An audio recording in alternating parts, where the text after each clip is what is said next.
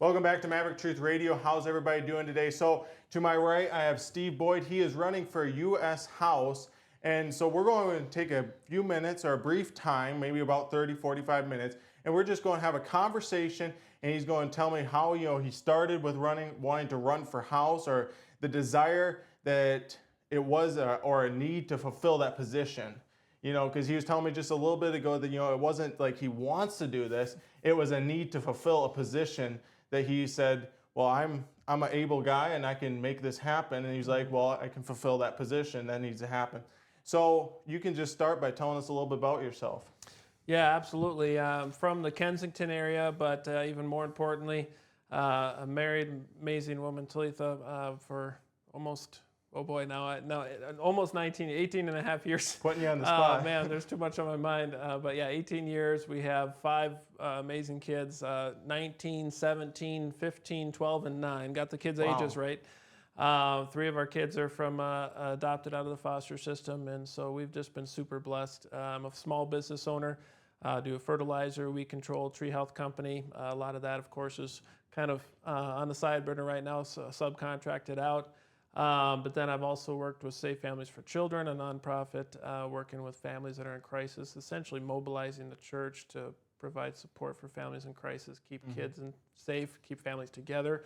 I think family is the absolute root of a lot of what we see now is the degradation of the family and the traditional family values, and in support of the family, fathers back in their homes, taking and leading their families. So that's been important to us, as well as been really involved with Patriot Academy, doing Constitution classes and biblical citizenship classes and education, just to get people back to those fundamentals. So that's the basics of me and what I've been up to in our life to this point. Absolutely. So I know you have a biblical basis, and I'm assuming you're involved in a church or up where you're from. And where is your home exactly? Yeah, so Kensington area, it's by Alexandria. For most that don't know the state super well, Kensington's a real small town. We live out in the country in about 9 acres, but we're near Alexandria. Member at Church for the Harvest in Alexandria, active member. Our kids serve on the worship team and the usher team, and I serve on the usher team and worship team. I kind of miss I don't do it as much right now because we're so busy, so I kind of miss doing that, but we serve as much as we possibly can. My wife as well, entire family. I think it's important to have that church family. Man, do I look forward to Sunday mornings even more than I used to now. You get that refresh and come with a heart to serve and get served, really. Absolutely, because that is one of the main things that the church is for, is to edify, encourage, and build up the body of believers, and to apply the Word of God to people's lives. And that is absolutely, and it's interesting, you talk about, going to church, and it's that rejuvenating time. And I've noticed that too, is especially when, you're going to church and you just go there, and some of the people there, they have a gift of encouragement. You talk to them, they shake your hand, and it's like almost a shot of adrenaline in your arm. It just keeps you going, it keeps you rolling, it keeps you moving. But so what is, how did you start, the desire or the needing to fulfill a position for Congress? Because that is like, you just don't wake up one day, unless you did, and you're like, I'm gonna run for House. No, it's a crazy ride, and you'll for sure understand this, and I'm sure most of the listeners that listen to this will understand this. Not everyone does. I don't care. I tell the story over and over because this is what happened. I've been involved. I've been a delegate. I've been involved with the party, trying to create change, get involved there. I've been open to running for something, but frankly, our lives were full. I was doing a lot of education stuff to try to make a difference, and my wife was like, "Look, I love everything you're doing, but the one thing you're not going to do is run for office. I can't get on board with that, And I was fine. I had no problem with that. We had plenty on our plate. So wasn't in the radar. And like you said, you don't just wake up one day and run for U.S. House of Representatives. It wasn't something I desired. But I would be out working, and all of a sudden I was getting this daily just on my heart that this is what I had to do. Yeah. Specifically this seat specifically, to do it in a certain way. And it's something I couldn't shake, and I'm praying about it. I'm like, I don't know what's going on here. I don't feel equipped for this. I don't feel, I'm I'm a small business owner. You shouldn't. This isn't the way you do it. You don't just jump in like this, right? So I don't know if you've ever argued with God, but I was arguing with God about it. And finally, I just prayed about it. I said, well, God, you would not want me to do this without my wife's full. I never mentioned a word to her about what I was struggling with because I knew how she felt, and I didn't want to put that on her. And so I prayed about it. I said, if you want me to do this, speak to my wife. Let it come through her, just so I know that she's fully on board. And about a week or so later, we're sitting in the living room, and my wife looks at me and she goes, "It's time you need to run for office." And I went, "Oh man, here we go." And so, she just had a complete. She still doesn't know what changed her mind. Just a complete peace that this is what I needed to do. I mean, we know what happened, obviously, right? A couple days later, I had a pastor call me, say, "Hey, Steve, I don't know what this is about, but I want you to come down to the church. I want to pray for you. You're going to be doing something that really affects our area, and you're going to need a lot of prayer." And I'm like, wow, okay. And I'm assuming you didn't tell him about it. I didn't tell him anything. 2 days later, another pastor friend, same thing. I didn't, Wow. we hadn't told a soul. And so this just led to a series, we're praying about it, saying, okay, we didn't just launch it day one, like, okay, we're launching, but it's like, well, let's see where this goes. We'll see, we're feeling called to do this, but we'll pray about it. We'll continue to lean in. We'll see where the open doors lead.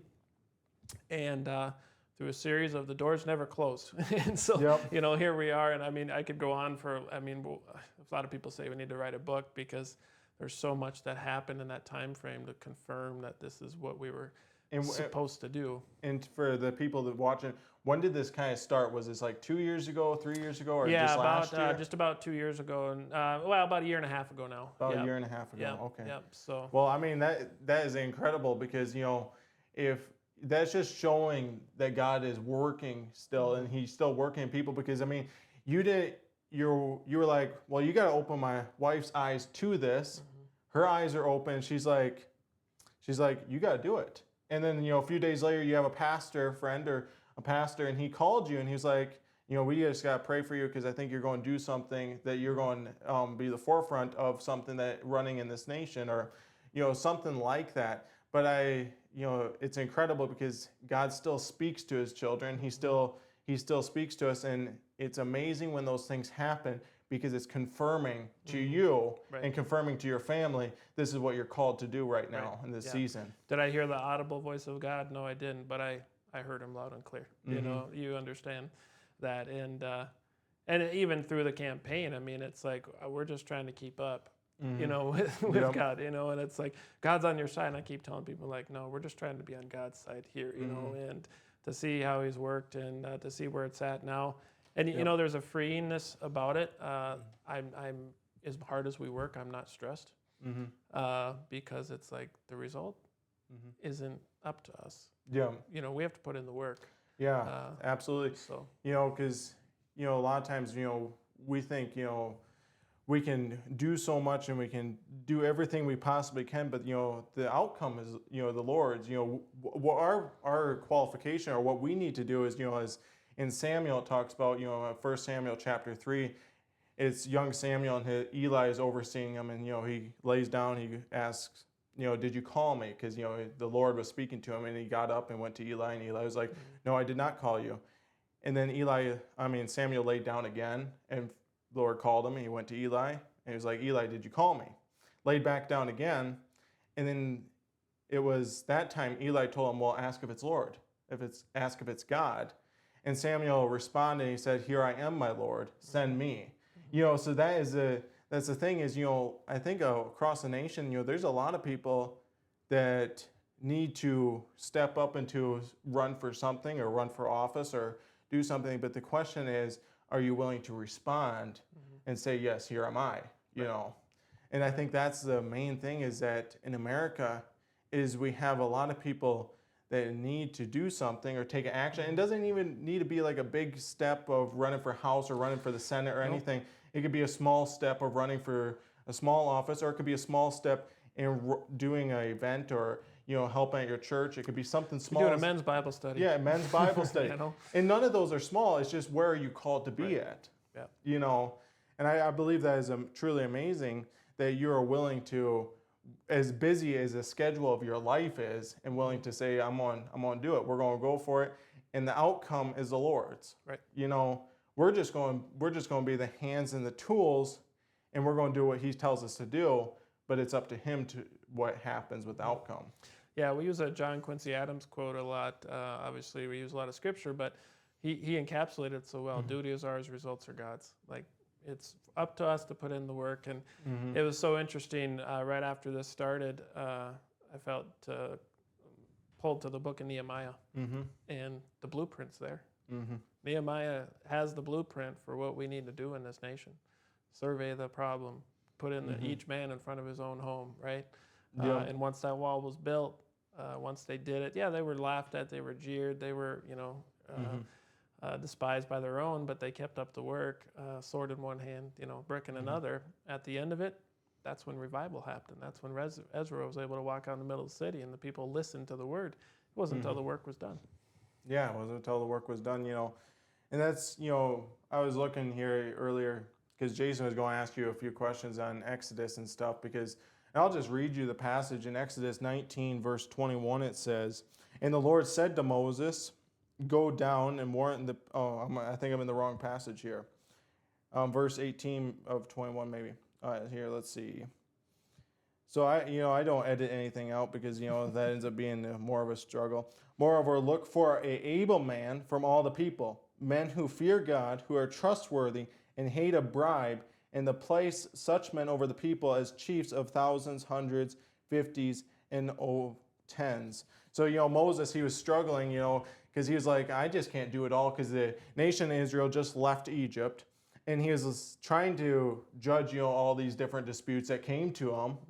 And then his father-in-law, I think it was Jethro, said, you have to set up a system because you're wearing yourself out. And he's like, this is the qualifications of the men that you pick to oversee the nation of Israel. The birth of representative government. Yeah, absolutely.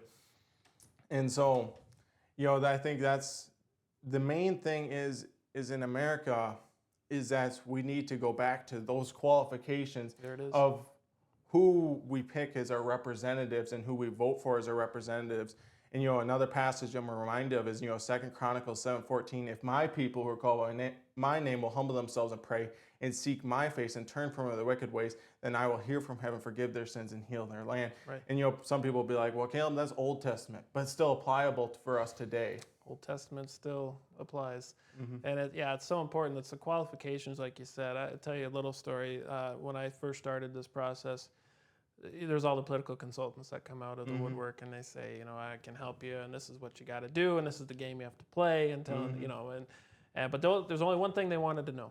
They didn't care about my values. They didn't care about what I believed. They didn't care about integrity, any of that stuff. The things we would hold for qualifications, right? I said, how much money can you raise?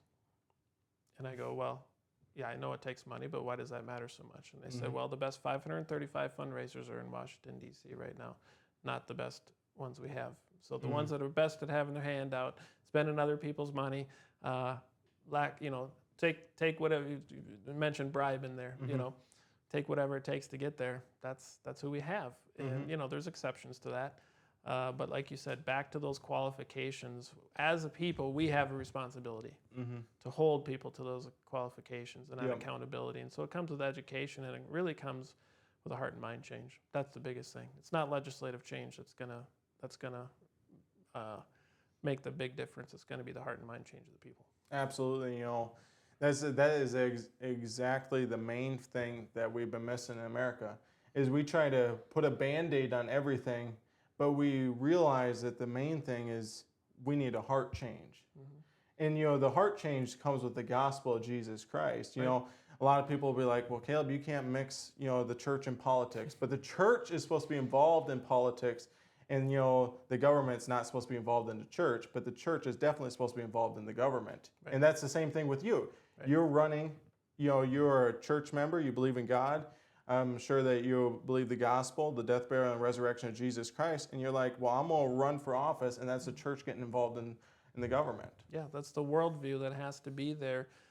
There's no neutral institutions. There's a worldview at play at all times. So it better be one that's based in and grounded in truth. And a lot of the issues we're facing right now are due to a heart issue. Absolutely. Who's best equipped to deal with a heart issue? The church. The church Absolutely. is the one that's supposed to be dealing with the heart issues. But we've called it political, and we've told the church you can't be involved in politics. And so now the church isn't involved in the main issues of the day that they are the best equipped to deal with. And unless the church is willing to step in, unless we have that revival willing to step out, it really doesn't matter what we do legislatively. We won't have the results we need. Absolutely. I mean that is, I gotta say that's probably the first time I've ever heard some guy running for Congress say something like that, because they just it's a lot of times, let's spend more money and let's throw more stuff at it and let's see if we can fix that problem. But you're exactly right. It needs to be a heart change. Ezekiel 36:26. I will give you a new heart and put a new spirit within you. I'll take your heart of stone out of your flesh and give you a heart of flesh. It's that heart change. It's that transformation. It's taking a look at things differently because of the gospel of Jesus Christ. It's taking a look at things differently because of the truth of God's word. Well, let me give you a great example. If I could pass a law today that would outlaw abortion, I would do that in a heartbeat. But would we have fixed the problem with that law? You'd still have people, going against it. You still have probably 12,000 in Minnesota alone. You have 12,000 women that still want an abortion, think they need one, or don't have the resources and feel at loss.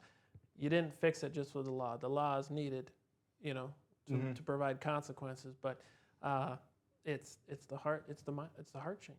Absolutely, that needs to happen. Absolutely, yeah. Because you even look at the Old Testament, it puts up the laws. It puts up, the foundation. It's like, these are the laws. This is what God put into place. And, this is enforcing it. But then we realize in the New Testament is the law was a schoolmaster to teach us that we are a people that need a heart change. And so it teaches us that. And then through Jesus Christ, we have that heart change. Right. We have that transformation. And that's exactly right, because we need the laws, to enforce them.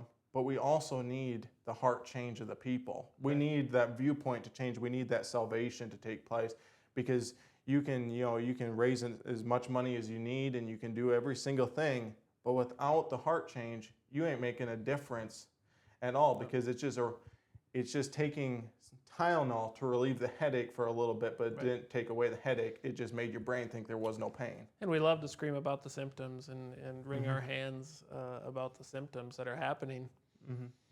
Let's get to the root causes. Let's go at that and find out, I'm a pretty common sense guy. I run a business. I have equipment. When you come to problem solving, first you have to understand, understand how that piece of equipment is supposed to operate. Understanding the problem, understanding the battle. Right now it's about understanding the battle, something like that. It's understanding how it works, figuring out what's wrong, diagnosing what's wrong, and then having a solution. But the first thing you have to know is how it's supposed to work in the first place. So when you approach the government, you need to understand how the government's supposed to operate. When it comes to the Constitution, you have to understand the moral standard for it and understand the battle we're in. The battle we're in is not a political battle. It's part of it, but it's a spiritual battle. It's a good versus evil. It's a life, culture of life versus culture of death type battle. I mean, that's just what we're in. Absolutely, yeah. And all our problems, that take place is because of the root problem is the spiritual. That's the root problem of everything, And the main thing is, I remember talking to you back in Edgerton, and you were like, you told me, because you said that a lot of people ask you, how fast can we fix America? And you said, as soon as the church gets right. As soon as the church gets back on track is how we fix America. And the main issue and the main problem is that we have so few pastors in this day and age that are willing to say, abortion is murder from the pulpit, are willing to say, that homosexuality is a sin. That's our main issue, is that we have pastors that are timid when they get in the pulpit, but behind the scenes they'll stand and they'll say what's the right things, but when it comes into the pulpit, then they will shy away. And I think also is that we've seen is that anyone who does stand for something in the pulpit, they'll get crucified right away on social media, you know. Right. And really, that should be a badge of honor these days, right? Yeah. I remember your message from that day in Edgerton, and you weren't shy. And I appreciated that because that's what we need, you know.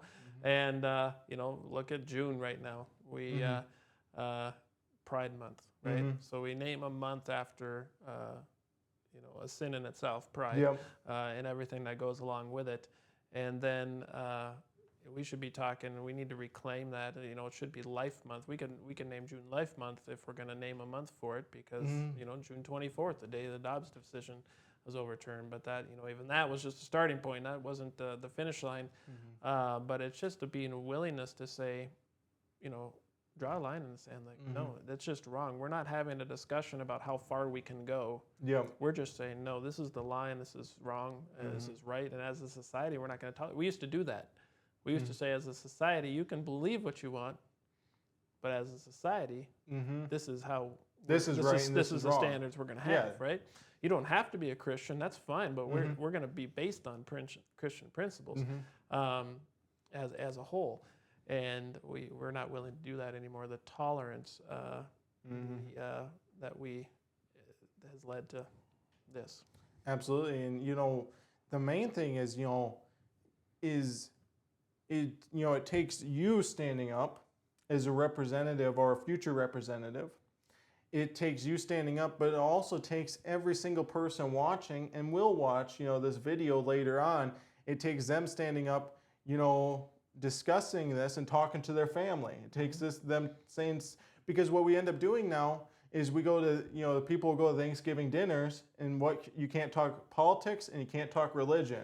And that's when we started going wrong. And that's when we started going wrong, because we eliminate those conversations off the table because we just can't deal with that.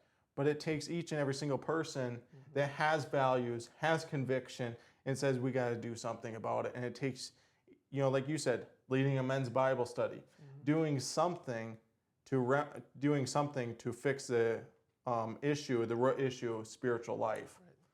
Well, I think it's important too. I think a lot of the times we don't get in these conversations because we haven't taken the time to really dive down on why we believe what we believe. It's very surface level, and I've been there. I'm saying this from a point of realizing that was me, and I don't know everything by any means. I mean, the more I learn, the dumber I feel. Right? I know that's me. Whether it's biblically, whether it's politically, it's incredible how much I don't know. But there's a comfort in being able to articulate your views when it's more than surface level. And we say we believe something, but when challenged on it, we don't really know a lot of the time. So we have to be in the Word daily. We have to read the Constitution and know the principles behind it. We have, you know, you can't hold your government accountable if you don't know what they're supposed to do. How are you going to do that, right? Yeah. You can't hold your pastor or your your church accountable to the truth if you don't know the truth contained in the Scriptures. You can't rely on that, and so you have to have a personal relationship with God. You have to be in the Word daily. That's where my change came. I was raised in the church. My dad was a pastor, but I never developed a strong habit of daily reading. I didn't develop my own relationship until late in life, and the transformation came when I just decided to say, you know what, I'm going to read daily. And I didn't love it at first. I'll be honest with you. You know, at first I was like, man, this is a chore. But man, once you get into it a little bit, then it becomes a daily appointment that you rely on, right? Absolutely, absolutely. Yeah, it's interesting. You know, you bring up, you know, the more you know, the less you know, or the dumber you feel. I mean, I feel that every time, you know, whenever I get in a room, you know, with like people that are, you know, way smarter than me, it's like, man, I know nothing, you know, and stuff, you know, or, you know, you study the Scriptures, you study the Bible, and it's like, man, I really don't know anything, you know. It's like, because once you think you know it all, you truly don't know anything, because you can never know everything. But what you need to do is, you know, take that time to start to develop a habit, or to start to spend time with the Lord, and start being in the Word of God. And like you said, start being reading the Constitution, knowing the Constitution, because you can't hold politicians accountable if you don't know it. Right. Yeah, religion and politics, the two things that affect us so much on a daily basis. We need to be in it. Absolutely, absolutely. So, so going down, kind of the list, we kind of already answered one of my questions, how do we fix America? And that you're like, we got to go to the root cause. And the root cause is spiritual life. The root cause is a heart issue. And, looking at, other things of my list, what, I'll just ask you a few, main issues. You already kind of answered, life, stance on life. What is kind of your stance, on abortion and stuff? Yeah, it's dismaying to me right now. Conservatives, let me tell you the line in the Republican Party right now as a whole is don't talk about life at conception, and we need to be more pro-choice because we're losing on the issue. That's why we're losing. Well, frankly, I don't really care for winning or losing politically. Of course, I want to win politically, but life begins at conception. God creates every life for a purpose and a value. And if I believe that life begins then and God creates it, I have no business, and no one has any business taking that life. We have I believe, constitutional duty, immoral, but also if you want to go just straight to the law, constitutional duty. If that life begins then, as we know it does, we are obligated to protect it. Absolutely. And so, but I also think we need to talk about the life issue on a much broader scale as well, because we're losing on the messaging because we let it become about how many weeks or whatever. Like I just established where it begins. That's what I believe, and people disagree with me, but I believe that. And if that's true, then the moral argument's over, right? But to me, it's also bigger than that. It's also just a value of life issue.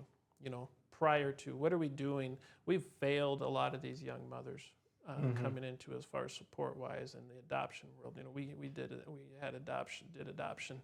I figured out the stat one time when we were in the adoption process, and if one family in every 26,000 churches nationwide adopted a child, there would be no orphans at that time. So say it again for one family out of every 26,000 churches adopted a child, there'd be eliminate the orphans. Wow. Wow. It's incredible. It's an incredible stat, right? And maybe I did the math wrong, but I know that we have a problem. We haven't stepped up in that area, right? So it's a value of life issue. We don't value life as a nation anymore. I think it really goes back to when we started teaching evolution as a basis, because then it takes away the value of the life, right? And then when it comes to transgender issues that we have, made a mistake or just evolved wrong, right? Then you have, now we're seeing on the back end assisted suicide, and Canada right now is just sick with how they're treating these assisted suicides. We're talking about it in Minnesota right now. It's all a value of life issue. We see it on our border crisis. The trafficking that goes on. It's another one of those unseen evils that we just kind of pretend that it's terrible, but we don't really want to know the depth of it. It's kind of like abortion, right? If you made them do, a friend of mine said, why don't we pass a law that says if they're going to do abortion, there has to be a funeral and a burial and a gravestone for every aborted baby. Well, then of course, then that becomes visual, and it ends the problem, right? Yeah, I mean, you'd have cemeteries, there's just aborted babies. Right, and people would be like, this is terrible. Trafficking is kind of the same way. We don't see it, but it's a $150 billion industry. It's another value of life issue. We're not valuing life. So I want to talk about it on more than a pro-life, pro-choice banner, and I think we can bring more people into the conversation by starting with the basic value, which is life, rather than the political stance. Yeah, absolutely. I mean, that's an amazing point, because truly life matters from conception all the way through till you die. Natural death. Natural death all the way through. I mean, whether that's conception to 100, all the way through, your life matters. You have value because your value is not given by man, but it's given by God above. It's given by God because He made you in His image. Right. Well, and it can even go to the government programs that are making people comfortable living off the government, that's not value in their life. Mm-hmm. You know, they're not achieving what they could by making them comfortable on these things and putting them under thumb and the reliance on the government. Yeah. There's so many factors to just that basic devaluing of life in general. Yeah, because I mean that's what I believe the agenda is moving forward, is kill off the young and kill off the old and have just a perfect age in between. Because when you're young, you're not really useful, and when you're old, you're not useful at all either. Right. And so if we can eliminate those two, then they can just have a population that is useful to them. And then if there's people with defects or something in that age group, you eliminate them too, and because we don't value life. Right. There's nothing more infuriating to me than testing for Down syndrome to see who cares. Yeah. That. It's God. Why would that change my decision? Yeah, God knit them together in the mother's womb. Right. He's the one molded them. He shaped them. He knit them together, and I think that's Jeremiah. Where he knits them together in your mother's womb. I mean, that's. And it also talks about in Jeremiah that he was ordained as a prophet before he was in his mother's womb. He had a calling on his life before he was even born. Right. Yeah. But yeah, it's a sad state of it, is that we no longer put value on what God puts value on. Right. And we've been putting value on all these things that don't truly matter anymore. Right. Lifestyle. Absolutely. And that's one of the main causes of America's heart issue, is that people are very comfortable. If you're comfortable, you ain't looking for a solution. And I think the devil wants Americans to become very comfortable so that they don't look for a solution. Right. And that's the greatest lie of the devil in America, is that if he can keep you comfortable till you die, he's got you. Right. Well, in it, there's two things too that I like to reference. Doesn't mean we always have to be in strife, right? But we must have gratitude for what we are given, what we are blessed with. Absolutely. If we have actual true gratitude, that begets a sense of duty and a responsibility. Yeah. And then we don't have that same result of the comfortability, right? Yeah. But the other side of it too is there's a positive in the fact of how bad things are. It's because when you said it, when people are comfortable, they're not looking for a solution. Well, people aren't comfortable right now. They're looking for a solution. That's why it's an imperative on us to capture that and provide hope, a message, a vision with truth, and capture it now before they become comfortable again or things go off the rails. So I think we have a real opportunity. Absolutely, absolutely. I truly believe, some people say, well, God's just going to be done with America. I truly believe God's not done with America. I believe, God can still use America, and I still believe, all of that is true. And the question is, if God's going to keep on using America, is the Americans going to stand up and respond to that? Right. Because, like you mentioned earlier, spending time with the Lord in the morning. I always like to use it, like this, is God's a gentleman. He doesn't force you to accept him as his, Jesus doesn't force you to accept him as your Savior. Right. The Holy Spirit doesn't force you to walk daily with him. He's a gentleman. He's at the door knocking. The question is, are you going to open the door and allow him in? Right. And that's the same question with America, is are we going to open the door and allow him in because he's knocking on the door? Right. Or is we're going to allow him into our churches? Are we going to allow him into every aspect of our life? Because as Christians right now in America, we itemize our life into boxes. Right. We have church, we have politics, we have work. It's all in different boxes, and we've itemized it into that. But truly, God needs to be the Lord of all of that. Absolutely. Yeah. Well, I think it's Jack Hibbs. Maybe it's Rob McCoy. It says, well, what area of your life is God not Lord of? When they try to do the separation of church and state argument, and we could demolish that argument, and if you want to, but I think we both know what the truth is on that. But Yeah, it's absolutely true. Absolutely. Also, I have just a quick question because I've heard you mention it a few times. What is the Patriot Academy? Because you've talked about that a little bit. I'm just curious. Yeah, Patriot Academy is down in Texas. Rick Green, former Texas state legislator, he has developed it, and it's an organization primarily initially for youth. So that every year they have these regional leadership conferences. Like I told you, my kids are out in Colorado right now for one of the regionals, and in a national one, they actually bring in these 16 to 25-year-olds for a week. They do a legislative simulation. They teach them the Constitution, the principles, the fundamentals behind it.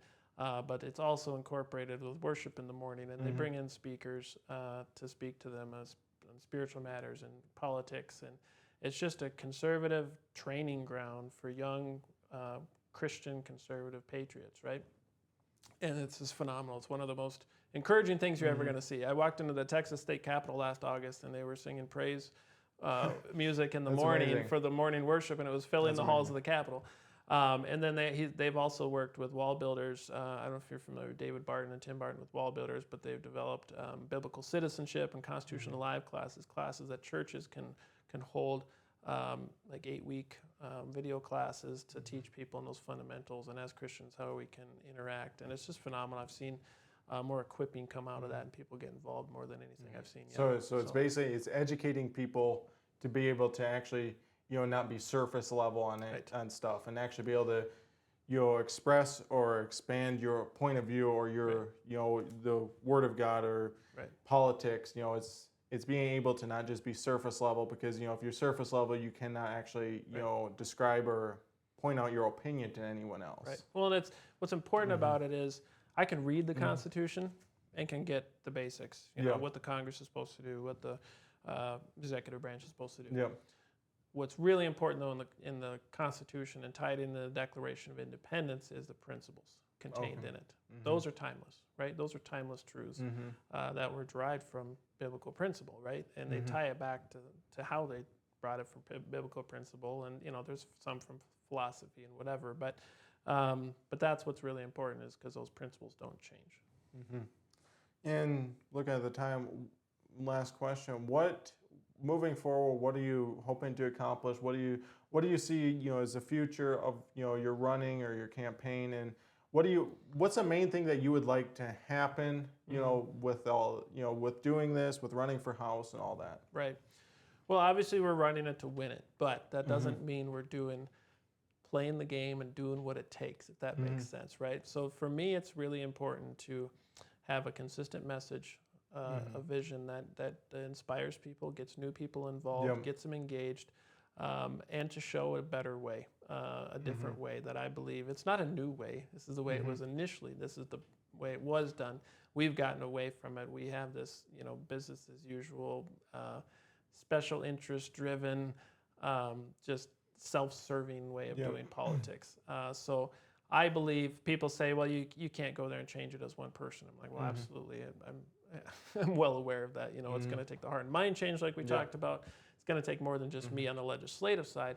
But, we're doing it in a manner that people say you can't do it. You can't win. You can't get outspent 20-1 and win this. You can't do it if you don't play the games and make the compromises. We're going to do it this way. And to me, if we can win doing it this way, then maybe that has an effect on another district and more districts, where someone else steps up and goes, oh, okay, so I don't have to do what the political experts tell me. I don't have to play the game. We can stick to our principles. We can live out our faith. We can be bold and still win. And then you could really start to make a difference legislatively. Yeah, you don't have to be a politician. Exactly. And so that's what we really hope out of it. I'm going to be happy on August 13th in the primary, one way or the other. Either we set out and accomplish what we set out to do as far as bringing that message out there, and we didn't move on, that's fine, or we won and we get to continue the journey. Otherwise, or we have a different journey ahead of us. I'm fine either way, but we are certainly running it to win. And I think sometimes I say I'm starting to get a little nervous that we might win. Well, that's a good thing. Yeah. That's a good thing. Yeah. So I mean, final take. What would you like to leave the people with? Is there something that you would like to say at the end, and then we'll close? Yeah, I think it really comes down to everyone needs to take responsibility for their own sphere of influence. We talk about that Nehemiah principle. Rebuilding the wall in front of your own home. Don't rely on me or you or Donald Trump or whoever to go and fix things. There are no quick fixes, right? There are immediate things we need to do. We need to stop the bleeding when it comes to our border and our debt and all those different things, those political issues. But what's really going to be the change is when people step in areas that they're called to, and they're willing to step up and do it. That might be in your local Sunday school class. That may be at work.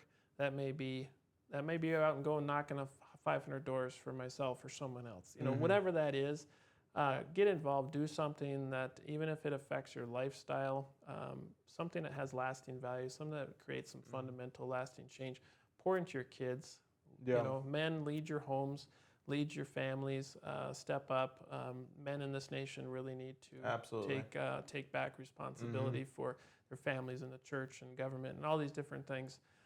Be bold, and together we can, with God's help, we put in the work, duty is ours, results are God's, we can start to see the things we want. But if we're going to continue to vote for our current situation instead of the future of our kids and our nation, we're going to continue to do things for our own lifestyle at the moment, we're going to continue on this track. Yeah, absolutely. So basically, to kind of sum it all up is, fulfill what God has called you to do. I mean, whether your calling is to be a stay-at-home mom and raise the children, or your calling probably the most important job there is. Absolutely, because it raises the next generation. Right. Or you're called to be, a businessman that is outspoken vocally, called to lead a small group, called to lead a Bible study, called to preach. Whatever it is, fulfill what God has called you to do, and that is absolutely what needs to take place. And that just, even if America wasn't going the wrong direction, that absolutely needs to take place all the time. And I love Corinthians. It says, act like men. Yes. For men to act like men. Yeah. And we'll end with that. So thank you, Steve Boyd, for coming on Maverick Truth Radio. I truly appreciate it. I hope the best for you. I hope that God keeps on using you. I hope that you further go down the road and you can win in November, and that all takes place. And we'll be watching. We'll be looking forward. But yeah, it's been truly incredible to meet a guy that is willing to stand for biblical values and for political values, and have them as this is one issue. Yep. Absolutely. So we'll see you guys next time. Like, share, subscribe.